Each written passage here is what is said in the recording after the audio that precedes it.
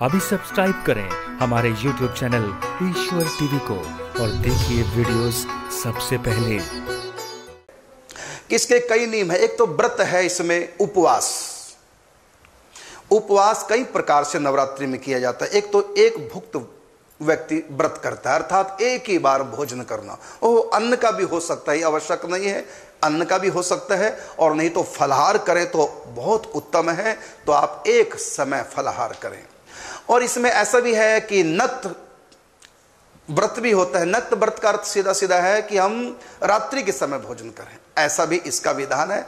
अर्थात सूर्यमुखी उपवास करें, अर्थात सूर्य छिपने से पहले कुछ भी हम ग्रहण न करें, सूर्य अस्त होने के बाद हमने, ऐसा भी एक नियम है। और एक ऐसा भी नियम है, दीवा भोजी बने, अर्थात दिन में ही भोजन करें। दीवा भोजी व्रत होते, एक नक्त व्रत होता है और एक भुक्त व्रत होता है, और एक होता निराहार व्रत, एक होता केवल जलाहार व्रत, एक होता एक भुक्त वो भी फलाहार, और एक ऐसा भी व्रत कि एक भुक्त लेकिन उसमें अन्न भी ले सकते हैं। इस प्रकार तो आपका प्रण है, आप जो भी निभा सकते हैं उसी ढंग से आप व्रत कर सकते हैं। यदि आपको अन्न का आहार भी लेना है एक समय, तो आप पवित्र अन्न लेंगे, सात्विक, और भोग लगाए बिना आपको ग्रहण नहीं करना।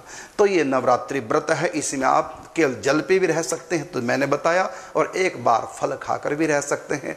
अब उसमें यदि दीवा भोजी रहना तो दिन में ही एक बार भोजन करना, अगर नक्त आपको व्रत करना है तो रात्रि के समय भोजन किया जाता है। और इस व्रत में विशेष जो उपासना रात्रि की है, इसलिए है नवरात्रि।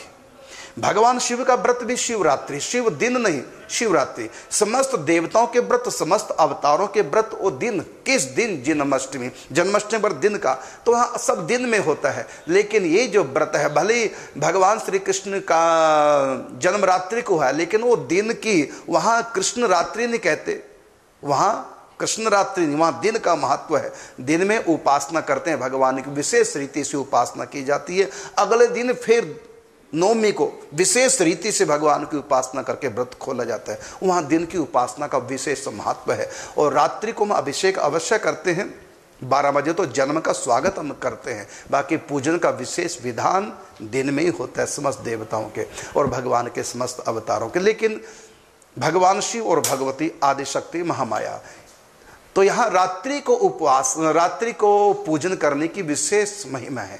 इसलिए भगवान शिव का उत्सव तो शिवरात्रि, वहाँ रात्रि का समय है। और भगवती महारानी का उत्सव वो भी रात्रि, नवरात्रि, साल में 2 बार। ये नवरात्रि का व्रत, ये रात्रि की विशेष महिमा, भगवती की आराधना रात्रि को, भगवान शिव की आराधना रात्रि को। उसमें भी जो कपालिक होता है तो अर्धरात्रि को 12 बजे उपासना करते हैं। और कुछ जो सत्वगुणी होते हैं तो भगवान शिव के प्रदोष काल में, संध्या के समय सूर्यास्त के तुरंत बाद पूजन करते हैं। लेकिन दिन में नहीं होता है, सूर्य अस्त के बाद ही भगवान शिव की विशेष पूजा का महत्व। दिन की पूजा का इतना महत्व नहीं जितना रात्रि पूजा का। इसी प्रकार भगवती की भी पूजा का जो महत्व रात्रि का है पूजा का, वो दिन की पूजा का महत्व। कारण क्या है? इसका कारण है क्योंकि ब्रह्मा विष्णु महेश यद्यपि हैं ये परमात्मा, लेकिन देव रूप में अवतार लिए हैं। तो देव आराधना, तो ये ब्रह्मा भगवान शंकर ये रजो तमोगुणी देव हैं, बंद कर दो। और भगवान जय ब्रह्मा जी वो रजोगुणी देव हैं, और भगवान नारायण ये सत्वगुणी देव। तो तीनों की 3 शक्ति हैं। भगवान शिव की शक्ति है महाकाली, तमोगुण की देवी है। ब्रह्मा की महाशक्ति है महासरस्वती, ये रजोगुण की देवी हैं। और भगवान नारायण की शक्ति है, विष्णु भगवान की शक्ति है महालक्ष्मी, ये सत्व गुण की देवी हैं। तो ये भगवती का जो मूल रूप है महाकाली का, तो उनकी आराधना रात्रि को की जाती है। और महासरस्वती और महालक्ष्मी इनका अंश मानी गई है। तो भगवती दुर्गा तमोगुणी होने से, तम का अर्थ अंधकार, रात्रि।